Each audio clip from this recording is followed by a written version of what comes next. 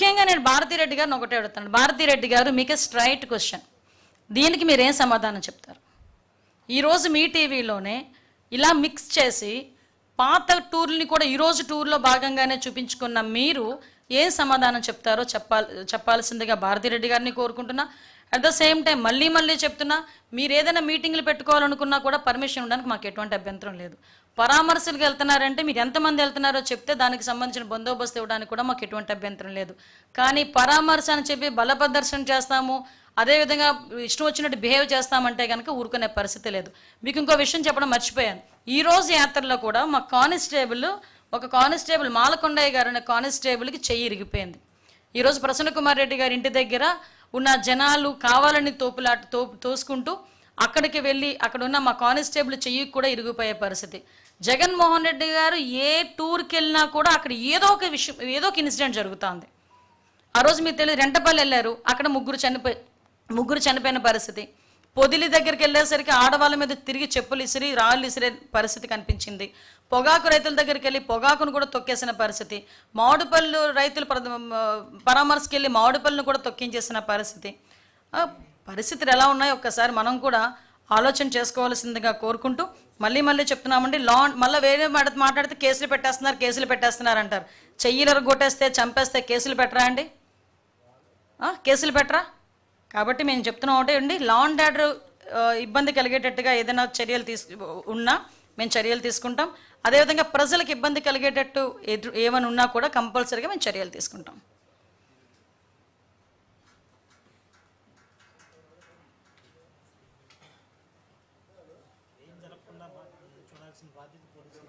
ఏంటండి? నిజంగా ఏమీ జరగకుండా చూడాల్సిన బాధ్యత పోలీసులదని ఆయన మాట్లాడినప్పుడు ఆయన దేనికి కమిట్ అయ్యాడో దానికి కమిట్ అవ్వమనండి. ఆయన ఆన్ పేపర్ దేనికి కమిట్ అవుతున్నారు? మేము ఇంతమందే వస్తాము, మేము ఎక్కడ జనాలు మొబిలైజ్ చేయట్లేదు, మేము పలానా దగ్గర హెలికాప్టర్ దిగుతాము, పలానా టైంకి జైలుకి వెళ్ళి పరామర్శిస్తాము, అక్కడ నుంచి ఇన్ని కిలోమీటర్లో ప్రసన్న కుమార్ రెడ్డి ఇంటికి వెళ్ళి పరామర్శిస్తాము, ఇంతమందితో వెళ్తున్నాము, వెళ్ళమనండి, మేము కూడా సహకరిస్తాం. మేమేమి ఇంట్లో కూర్చోండి నోటీసులు ఇవ్వట్లేదు కదా వాళ్ళకి. మీరు రండి, మీరు ఎంతమంది చెప్తారో దానికి స్టాండ్ బై అవ్వండి, మేము కూడా అలాగే మీకు పర్మిషన్స్ ఇస్తాము, ఏమీ జరగకుండా బాధ్యత తీసుకుంటాము. మీరేమో పరామర్శని పేరు పెట్టి బల ప్రదర్శన చేస్తూ ఉంటే ఎలా అవుతుంది? ఒకసారి అతను కూడా ఆలోచన చేసుకోవాలి కదా.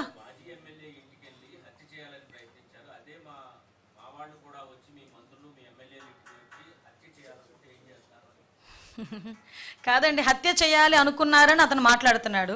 అసలు ఎందుకు ఆ సిచ్యువేషన్ వచ్చిందన్న సంగతి ఎందుకు మాట్లాడట్లా?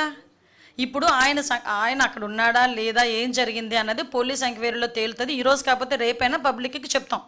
ఓకే, అసలు దానికి గల కారణాల గురించి మాట్లాడమనండి, బేస్ మాట్లాడమనండి.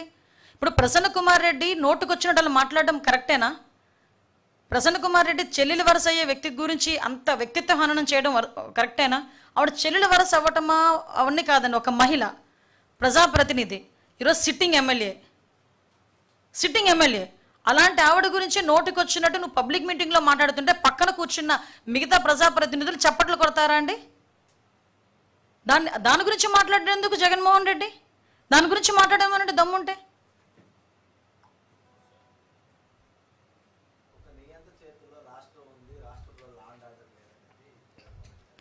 నియంత అలాంటి పదాలు ఆయనకి సూట్ అవ్వండి. ఎందుకంటే అటువంటి పదాలన్నీ కూడా బాగా యాప్ట్గా గుర్తొచ్చే వ్యక్తి జగన్మోహన్ రెడ్డి. అంటే లాస్ట్ 5 సంవత్సరాలు చూశారు నియంత పరిపాలన ఎలా ఉంటుంది. హిట్లర్ పరిపాలన తలదన్నేటట్టుగా పరిపాలించాడు జగన్మోహన్ రెడ్డి అన్నది అందరికీ తెలిసిందే. దానికి తగ్గట్టుగానే 11 సీట్లు ఇచ్చి కూర్చోబెట్టిన పరిస్థితి మనందరికీ తెలుసు. అందులో మీ పాత్ర ఉంది, నా పాత్ర ఉంది, అందరి పాత్రలు ఉన్నాయి, అంతే కదా. కానీ ఈయన ఈరోజు ఇలా మాట్లాడడం, నిజంగా చంద్రబాబు నాయుడు గారు నియంతలా మాట్లాడితే కనుక ఈరోజు జగన్మోహన్ రెడ్డి రోడ్ల మీదకి వస్తాడా? ఇంతమంది రోడ్ల మీదకి వచ్చి మాట్లాడతారా? మేము ప్రజాస్వామ్యబద్ధంగా వెళ్తున్నాం, ప్రజాస్వామ్యపరంగా అతనికి ఉన్న హక్కుల గురించి మేము మాట్లాడుతున్నాము, ఇస్తున్నాము. కానీ యాజ్ పర్ రూల్ వెళ్ళండి అని చెప్తున్నాము. యాజ్ పర్ రూల్ వెళ్ళడం అంటేనే నియంత అంటే మరి నోటుకొచ్చిన మాట్లాడే పరిస్థితుల గురించి ఏం మాట్లాడాలి?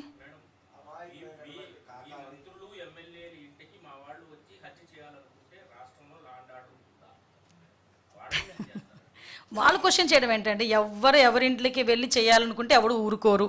లా అండ్ ఆర్డర్కి ఇబ్బంది కలిగే పరిస్థితి వస్తే ఎటువంటి వ్యక్తి మీదైనా చర్యలు తీసుకోవడానికి ఎన్డీఏ కూటమి సిద్ధంగా ఉంది. అందులో ఎక్కడ కూడా బ్యాక్ స్టెప్ వేసే పరిస్థితి లేదు. First thing. అది ఎవరైనా సరే. ఏమండి మళ్ళీ మళ్ళీ చెప్తున్నా, భారతిరెడ్డి గారి గురించి ఒక మాట మాట్లాడాడంటేనే సోదరులా భావించి గౌరవ ముఖ్యమంత్రి గారు ఇమీడియట్గా యాక్షన్ తీసుకొని తెలుగుదేశం పార్టీ కార్యకర్త అయిన అతన్ని కూడా రిమాండ్కి పంపించిన పరిస్థితి, ఆ రోజు కేసు పెట్టిన పరిస్థితి. మేము తప్పును తప్పులాగే చూస్తాం, కప్పిపుచ్చాలని మేము చూడటం. కానీ ఒకటి మాత్రం చెప్తున్నా, మహిళల గురించి నోటుకొచ్చినట్టు మాట్లాడేటప్పుడు కూడా ఇలాంటి క్వశ్చన్సే వేసుకోమని మాత్రం వాళ్ళకి చెప్తున్నాను నేను.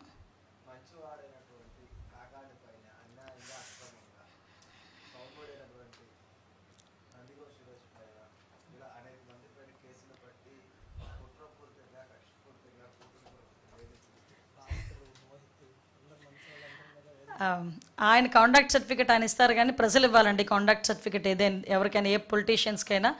విషయం ఏంటంటే కేసులు నడుస్తున్నాయి, దర్యాప్తు నడుస్తుంది, కేసులు చెప్తాయి ఎవరు నీతిమంతులు, ఎవరు నెమ్మదస్తులు, ఎవరు నిజాయితీ పరులని కోర్టులు చెప్తాయి. ఎందుకు మనం కంగారు పడాల్సిన అవసరమే ఉంది?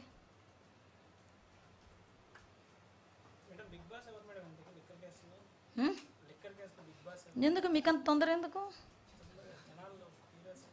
జనాల క్యూరియాసిటీ. ఇప్పుడుకొచ్చి బిగ్ బాస్ షోలోనే బిగ్ బాస్ ఎవడో తెలియట్లేదు. ఏముందండి, ఈరోజు దర్యాప్తులో భాగంగా కొన్ని చోట్ల రైడ్లు జరుగుతాయి, కొన్ని దర్యాప్తులో భాగంగా జరుగుతూ ఉంటాయి.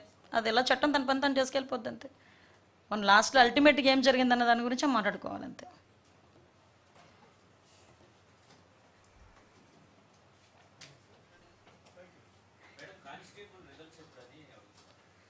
చిన్న టెక్నికల్ ఇష్యూస్ ఉన్నాయండి. టెక్నికల్ ఇష్యూస్ క్లియర్ అయిపోతే చెప్పేస్తాను.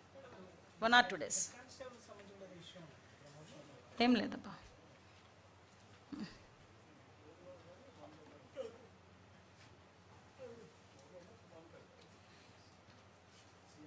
అంతే కదా.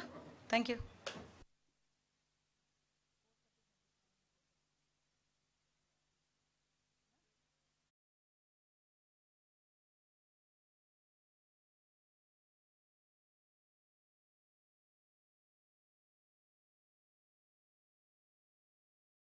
ముఖ్యంగా నేను భారతిరెడ్డి గారిని ఒకటే అడుగుతాను. భారతిరెడ్డి గారు, మీకు స్ట్రైట్ క్వశ్చన్, దీనికి మీరేం సమాధానం చెప్తారు? ఈరోజు మీ టీవీలోనే ఇలా మిక్స్ చేసి పాత టూర్ని కూడా ఈరోజు టూర్లో భాగంగానే చూపించుకున్న మీరు ఏం సమాధానం చెప్తారో చెప్పాల్సిందిగా భారతిరెడ్డి గారిని కోరుకుంటున్నా. అట్ ద సేమ్ టైం మళ్ళీ చెప్తున్నా, మీరు ఏదైనా మీటింగ్లు పెట్టుకోవాలనుకున్నా కూడా పర్మిషన్ ఉండడానికి మాకు ఎటువంటి అభ్యంతరం లేదు. పరామర్శలకు వెళ్తున్నారంటే మీరు ఎంతమంది వెళ్తున్నారో చెప్తే దానికి సంబంధించిన బందోబస్తు ఇవ్వడానికి కూడా మాకు ఎటువంటి అభ్యంతరం లేదు. కానీ పరామర్శ అని చెప్పి బల ప్రదర్శన చేస్తాము, అదేవిధంగా ఇష్టం వచ్చినట్టు బిహేవ్ చేస్తామంటే కనుక ఊరుకునే పరిస్థితి లేదు. మీకు ఇంకో విషయం చెప్పడం మర్చిపోయాను. ఈరోజు యాత్రలో కూడా మా ఒక కానిస్టేబుల్ మాలకొండయ్య గారు అనే కానిస్టేబుల్కి చెయ్యి ఇరిగిపోయింది. ఈరోజు ప్రసన్న కుమార్ రెడ్డి గారి ఇంటి దగ్గర ఉన్న జనాలు కావాలని తోసుకుంటూ అక్కడికి వెళ్ళి అక్కడ ఉన్న మా కానిస్టేబుల్ చెయ్యి కూడా ఇరిగిపోయే పరిస్థితి. జగన్మోహన్ రెడ్డి గారు ఏ టూర్కి వెళ్ళినా కూడా అక్కడ ఏదో ఒక ఇన్సిడెంట్ జరుగుతుంది. ఆ రోజు మీకు తెలియదు, రెంటపల్లి వెళ్ళారు, అక్కడ ముగ్గురు చనిపోయిన పరిస్థితి. పొదిలి దగ్గరికి వెళ్ళేసరికి ఆడవాళ్ళ మీద తిరిగి చెప్పులు ఇసిరి రాళ్ళు ఇసిరే పరిస్థితి కనిపించింది. పొగాకు రైతుల దగ్గరికి వెళ్ళి పొగాకును కూడా తొక్కేసిన పరిస్థితి. మామిడిపళ్ళు రైతులు పరామర్శకి వెళ్ళి మామిడిపళ్ళను కూడా తొక్కించేసిన పరిస్థితి. పరిస్థితులు ఎలా ఉన్నాయో ఒక్కసారి మనం కూడా ఆలోచన చేసుకోవాల్సిందిగా కోరుకుంటూ మళ్ళీ చెప్తున్నామండి. మళ్ళీ వేరే మాట్లాడితే కేసులు పెట్టేస్తున్నారు అంటారు. చెయ్యిలు కొట్టేస్తే చంపేస్తే కేసులు పెట్టరా అండి? కేసులు పెట్టరా? కాబట్టి మేము చెప్తున్నాం ఒకటే అండి, లా అండ్ ఆర్డర్ ఇబ్బంది కలిగేటట్టుగా ఏదైనా చర్యలు ఉన్నా మేము చర్యలు తీసుకుంటాం. అదేవిధంగా ప్రజలకు ఇబ్బంది కలిగేటట్టు ఏమైనా ఉన్నా కూడా కంపల్సరీగా మేము చర్యలు తీసుకుంటాం.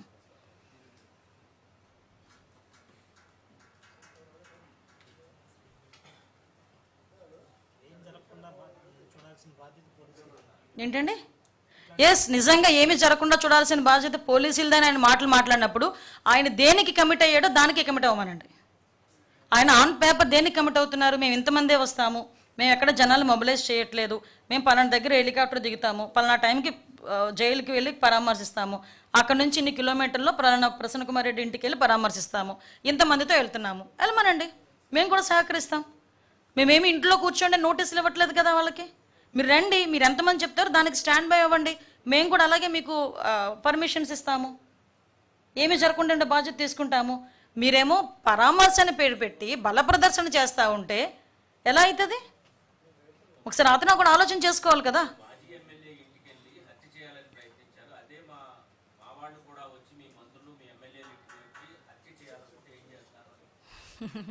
కాదండి, హత్య చేయాలి అనుకున్నారని అతను మాట్లాడుతున్నాడు. అసలు ఎందుకు ఆ సిచ్యువేషన్ వచ్చిందన్న సంగతి ఎందుకు మాట్లాడట్లా? ఇప్పుడు ఆయన అక్కడ ఉన్నాడా లేదా, ఏం జరిగింది అన్నది పోలీస్ ఎంక్వైరీలో తేలుతుంది. ఈరోజు కాకపోతే రేపైనా పబ్లిక్కి చెప్తాం. ఓకే, అసలు దానికి గల కారణాల గురించి మాట్లాడమనండి, బేస్ మాట్లాడమనండి. ఇప్పుడు ప్రసన్న కుమార్ రెడ్డి నోటుకొచ్చినట్టు అలా మాట్లాడడం కరెక్టేనా? ప్రసన్న కుమార్ రెడ్డి చెల్లెలు వరస అయ్యే వ్యక్తి గురించి అంత వ్యక్తిత్వ హననం చేయడం కరెక్టేనా? ఆవిడ చెల్లెలు వరస అవ్వటమా అవన్నీ కాదండి, ఒక మహిళ, ప్రజాప్రతినిధి, ఈరోజు సిట్టింగ్ ఎమ్మెల్యే. అలాంటి ఆవిడ గురించి నోటికొచ్చినట్టు నువ్వు పబ్లిక్ మీటింగ్లో మాట్లాడుతుంటే పక్కన కూర్చున్న మిగతా ప్రజాప్రతినిధులు చప్పట్లు కొడతారా అండి? దాని గురించి మాట్లాడేందుకు జగన్మోహన్ రెడ్డి? దాని గురించి మాట్లాడమనంటే దమ్ముంటే.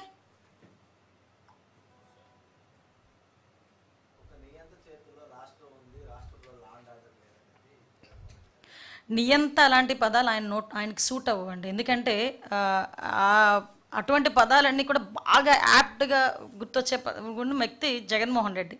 అంటే లాస్ట్ 5 సంవత్సరాలు చూశారు నియంత పరిపాలన ఎలా ఉంటుంది. హిట్లర్ పరిపాలన తలదన్నేటట్టుగా పరిపాలించాడు జగన్మోహన్ రెడ్డి అన్నది అందరికీ తెలిసిందే. దానికి తగ్గట్టుగానే 11 సీట్లు ఇచ్చి కూర్చోబెట్టిన పరిస్థితి మనందరికీ తెలుసు. అందులో మీ పాత్ర ఉంది, నా పాత్ర ఉంది, అందరి పాత్రలు ఉన్నాయి, అంతే కదా.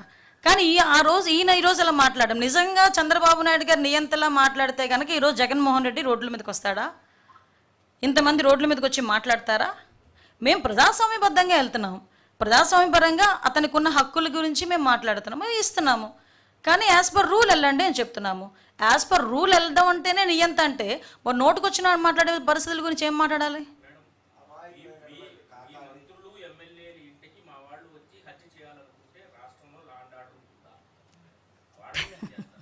వాళ్ళు క్వశ్చన్ చేయడం ఏంటంటే, ఎవరింట్లోకి వెళ్ళి చేయాలనుకుంటే ఎవడు ఊరుకోరు. లా అండ్ ఆర్డర్కి ఇబ్బంది కలిగే పరిస్థితి వస్తే ఎటువంటి వ్యక్తి మీదైనా చర్యలు తీసుకోవడానికి ఎన్డీఏ కూటమి సిద్ధంగా ఉంది. అందులో ఎక్కడ కూడా బ్యాక్ స్టెప్ వేసే పరిస్థితి లేదు. ఫస్ట్ థింగ్, అది ఎవరైనా సరే. ఏమండి, మళ్ళీ చెప్తున్నా, భారతిరెడ్డి గారి గురించి ఒక మాట మాట్లాడాడంటేనే సోదరులా భావించి గౌరవ ముఖ్యమంత్రి గారు ఇమీడియట్గా యాక్షన్ తీసుకొని తెలుగుదేశం పార్టీ కార్యకర్త అయిన అతన్ని కూడా రిమాండ్కి పంపించిన పరిస్థితి, ఆ రోజు కేసు పెట్టిన పరిస్థితి. మేము తప్పును తప్పులాగే చూస్తాం, కప్పిపుచ్చాలని మేము చూడటం. కానీ ఒకటి మాత్రం చెప్తున్నా, మహిళల గురించి నోటుకొచ్చినట్టు మాట్లాడేటప్పుడు కూడా ఇలాంటి క్వశ్చన్సే వేసుకోమని మాత్రం వాళ్ళకి చెప్తున్నాను నేను.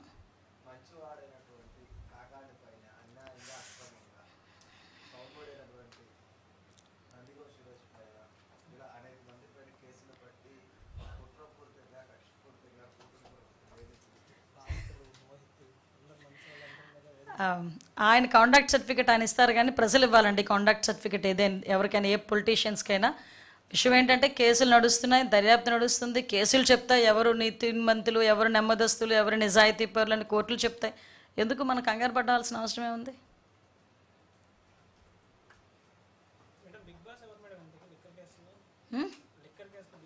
ఎందుకు మీకంత తొందర? ఎందుకు జనాలు క్యూరియాసిటీ? ఇప్పుడుకొచ్చి బిగ్ బాస్ షోలోనే బిగ్ బాస్ ఎవడో తెలియట్లేదు. ఏముందండి, ఈరోజు దర్యాప్తులో భాగంగా కొన్ని చోట్ల రైడ్లు జరుగుతాయి, కొన్ని దర్యాప్తులో భాగంగా జరుగుతూ ఉంటాయి.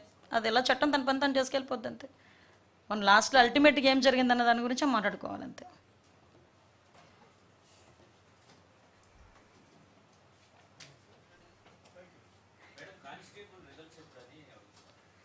చిన్న టెక్నికల్ ఇష్యూస్ ఉన్నాయండి. టెక్నికల్ ఇష్యూస్ క్లియర్ అయిపోతే చెప్పేస్తాను.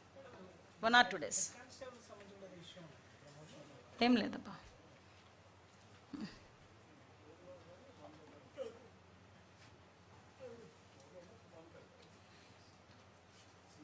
అంతే కదా. Thank you.